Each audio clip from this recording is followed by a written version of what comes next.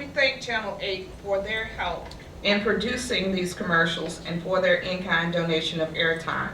And before I introduce our Dropout Prevention Initiative team, Cut the iPod. Let me comment in 30 seconds about your life. On the left. thank you. I'd like to acknowledge that we've been joined by two more board members, Ms. Betsy Carr and Ms. Adria Graham Scott. Thank you for coming. Our Dropout Prevention intervention team consists of several people within our organization. What we've done is redistributed resources. We have not created any new positions. So you've seen some of these faces around Richmond before. Mr. Larry Everett, Ms. Angela Jones, Mr. Mike Liggins, Mr. Ron Robertson, Dr. Clara Scott may not have been able to get away from school, but she's a part of the team, and Ms. Beverly Mountain in the back. These persons, along with partners from Justice Services, Ms. Martin is here to join us for that purpose, and the police department, truancy office will work diligently to get our students back in school. At the beginning of the school year, we knew we had over 2,700 students who had not come back to school. Because of the diligent efforts of these individuals and our partners, we have students coming back to school every day, and our numbers have decreased from 2,700 to 400. We know that we can achieve our goal of 0% dropout rate. And we have with us Mariah Kelly, one of our students who considered dropping out of school. Mariah has a story to tell, and Mariah is now, Dr. Rhodes, at J. Sargeron's Community College after having graduated from the PLC.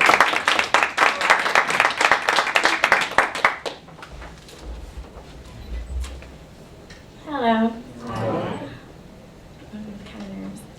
I guess I'm going to start off by saying I attended Thomas Jefferson High School. I was an honor student. I think what made me want to drop out was my teachers didn't show no interest. I didn't have no interest in my work. They didn't. It was like, I don't know, kind of nervous. Let me start over. Thank you. Okay, I went to TJ. I was an honor student. I'm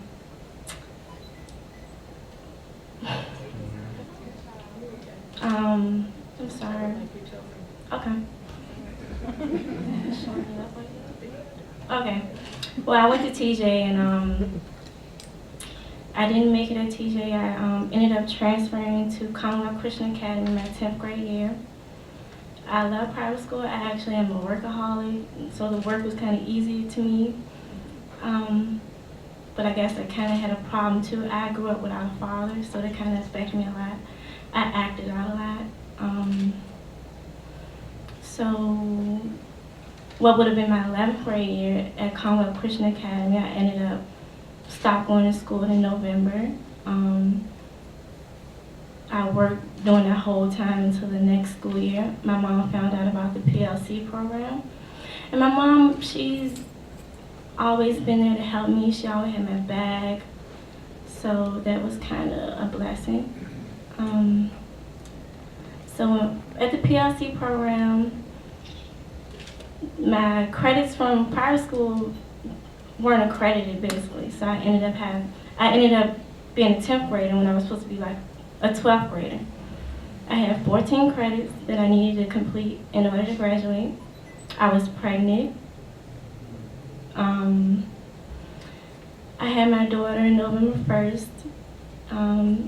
Came back to school after the Christmas break, January. And I guess I can say I was on a ball because I graduated with my class. And I think what would help us is like you said, mentoring programs. I didn't have a mentor, but my teachers at adult were close and I could tell them anything and they helped me with anything. Internships. I wish I would have did an internship. Too late. like she said, I'm now at J. Sargent Reynolds. I currently want to be a nurse anesthesiologist. And that's my story.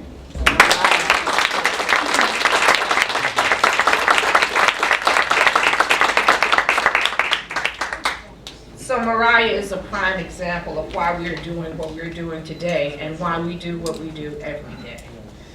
There are several Mariahs in Richmond. We need to reach out and find them and bring them back into our schools so that they can have a similar story.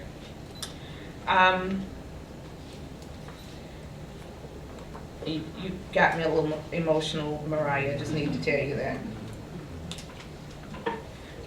What we're going to do at this point is to answer any questions that you may have about our program, and hopefully we will be able to encourage some of you who are visiting with us to become mentors as well.